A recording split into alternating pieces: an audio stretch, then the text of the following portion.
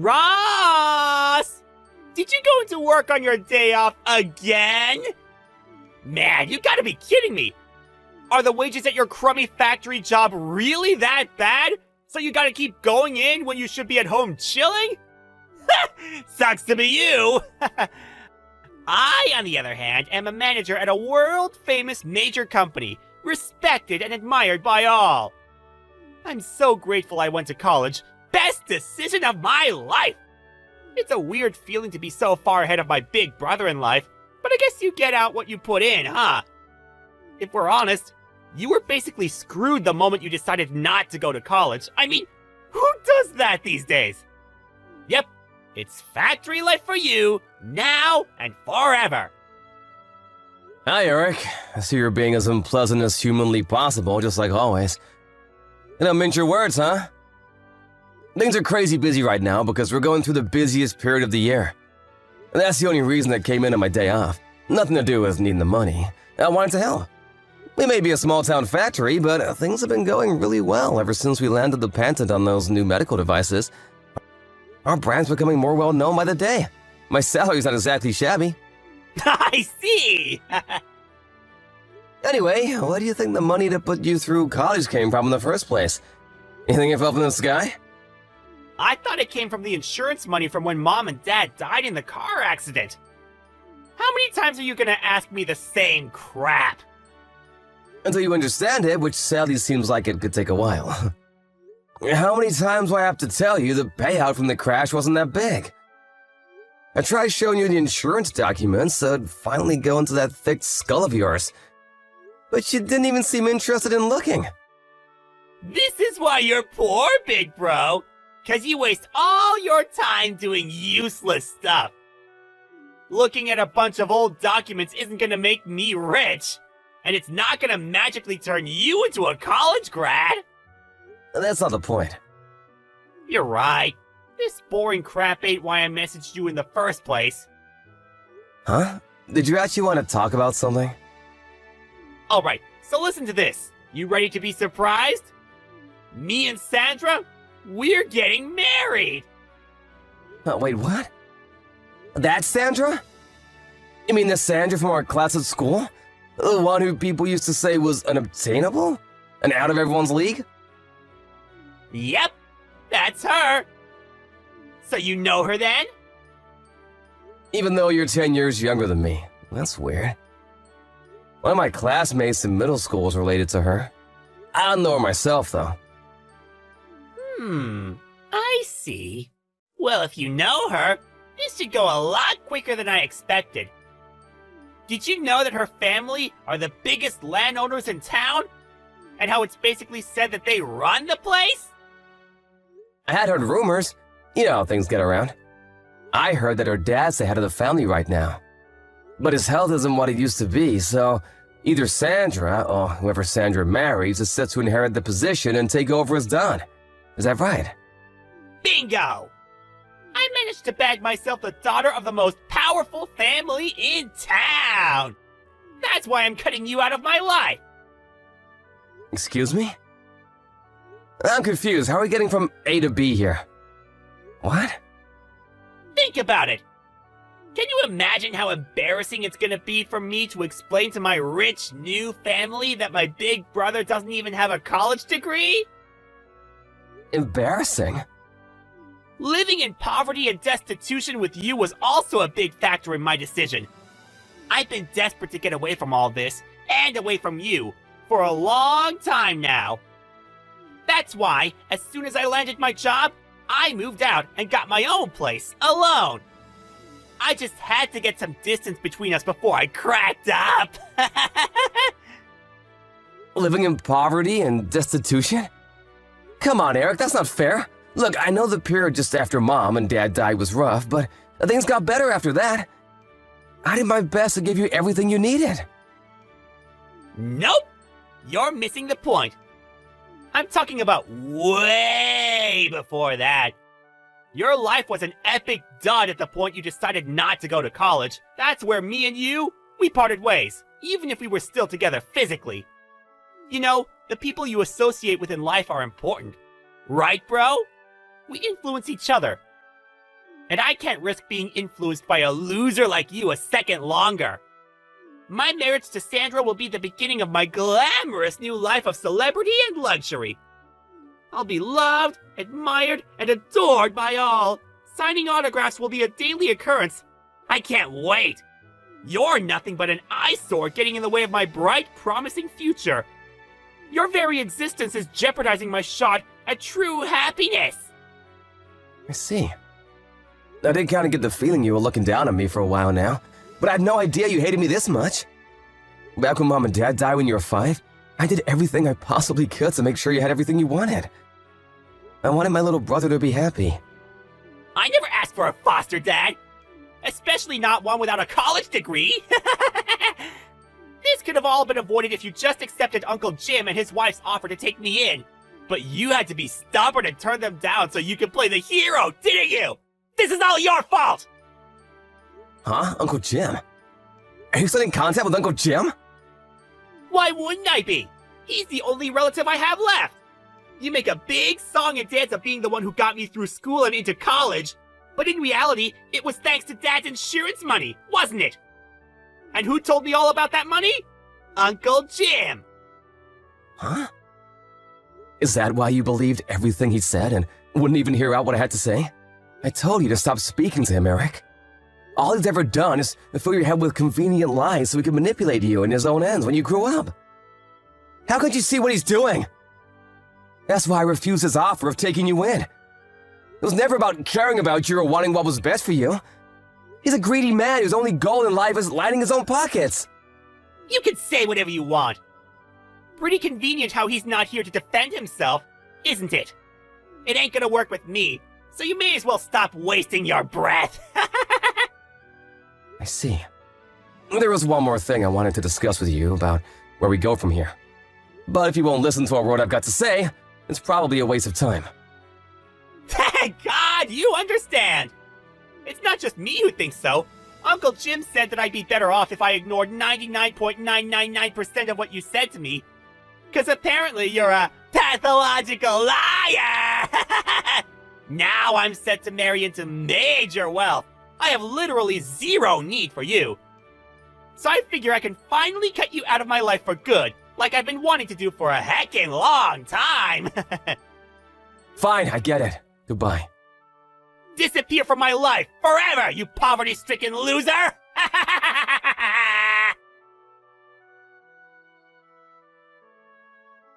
Hey, Ross, you got a minute? Good evening, Ginny. How's it going? Is this about what we talked about before? No, it's about something else this time. Have you heard about your little brother's engagement? Huh? Oh, that. Sadly, yes, he was bragging about it a few days ago. Oh yeah, I totally forgot. You and Sandra are related, aren't you? I remember hearing that. Yep, you heard right. We're second cousins. Look, Ross, there's something I think you should know about this engagement. What is it? I'm just gonna come straight out with it, no matter how weird it might sound. Your little brother Eric's involved in a plot with your Uncle Jim and his wife. Huh? I happened to see Eric drinking with his friends at a local bar. I think he's a regular there. I've seen him a few times before, too, if I'm not mistaken. Anyways, it seemed like he was celebrating something, and he got blind drunk. I don't make a habit of eavesdropping on people, but he was so loud I couldn't help it. He said some things. I want to tell you everything, but I'd rather do it in person. Can we schedule a meet sometime? You're free tomorrow afternoon? Yeah, it's my day off tomorrow.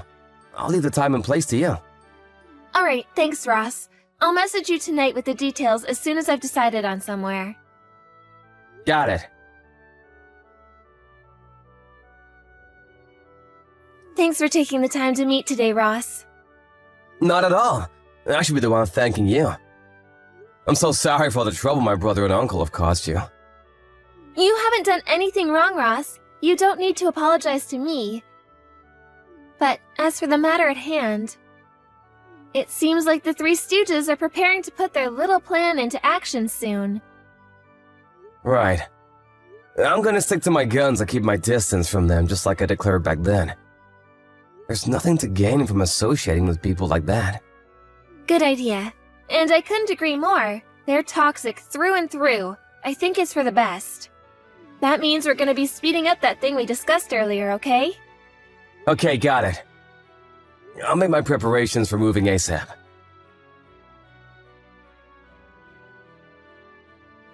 Ross!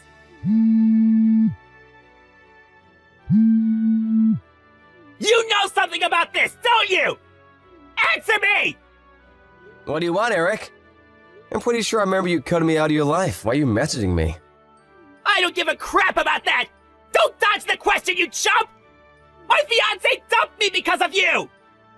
Huh? You mean marriage with Sandra's off the table now? That's what I said, isn't it? Ah! I know you know something about this! Come out with it now! What did you do? Well, you knew it was a tradition in her family for daughters to get their whole inheritance when they marry, right? I wonder if her dumping you had something to do with finding out she had your sights on her money.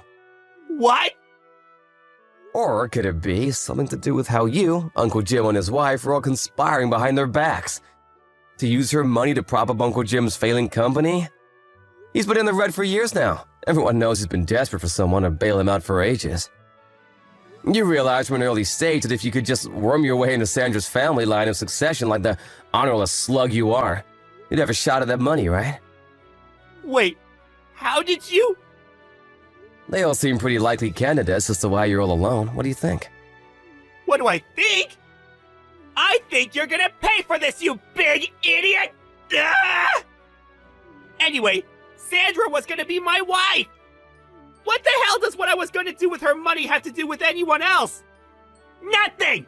It would have been my property the moment we tied the knot! And there we have it, your true intentions. Huh? Or your true nature, I should say. I can't help but feel some responsibility for what a reprehensible scumbag you turned into. Given I played a pretty major role in bringing you up since you were 5. Where did I go wrong? Get off your high horse! I don't remember you being my dad! You're just some poverty-stricken loser who never gave me any money! You have no idea, huh? You still think your college expenses came from some magical never-ending insurance fund, don't you?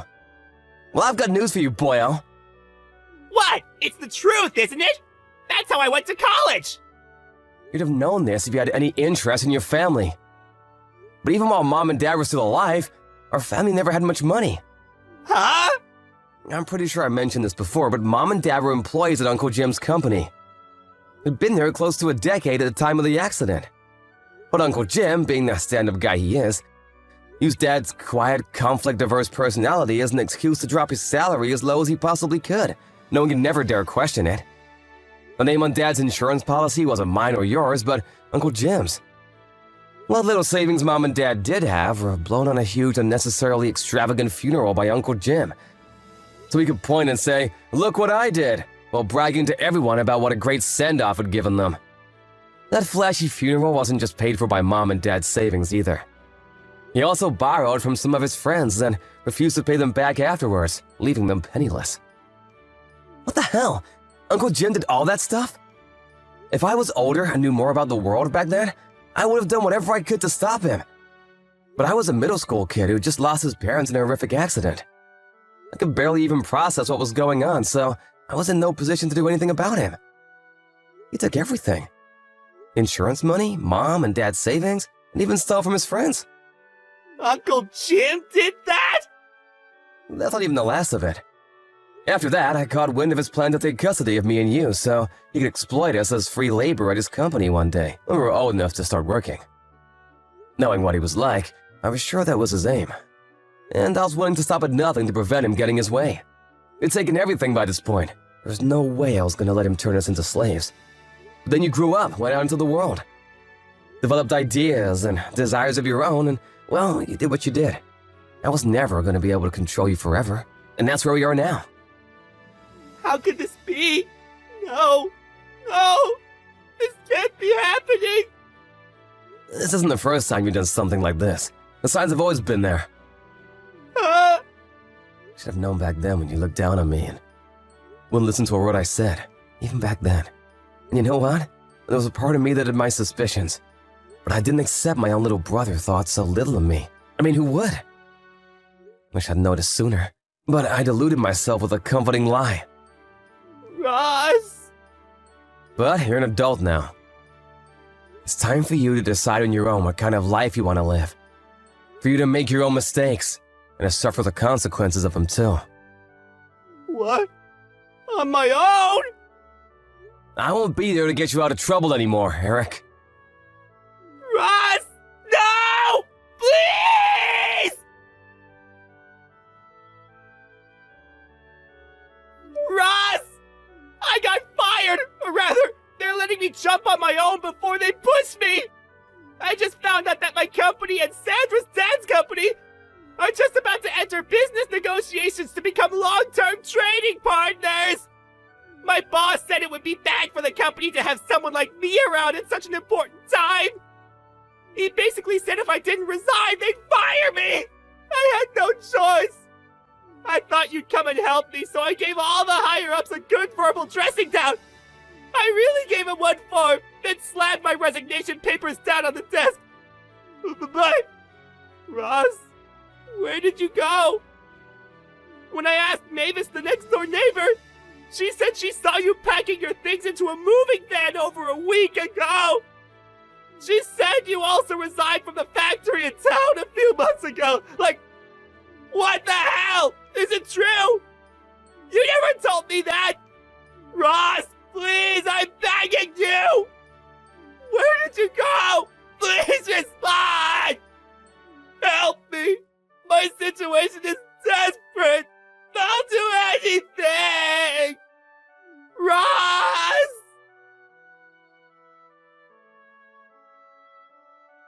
After everything that had happened, I decided it would be best for me and my little brother Eric to live apart and lead separate lives. By the way, while all of this had been going on, Ginny invited me to work at the company she and her friends from college had launched together. And with that, I switched jobs and became the head of their Seattle branch, where I played a major supporting role for Ginny. I'm super grateful for her, and honestly, she couldn't have invited me at a better time. I get reports on my brother from my old friends who still live in town from time to time. Apparently, things aren't going so well for him anymore.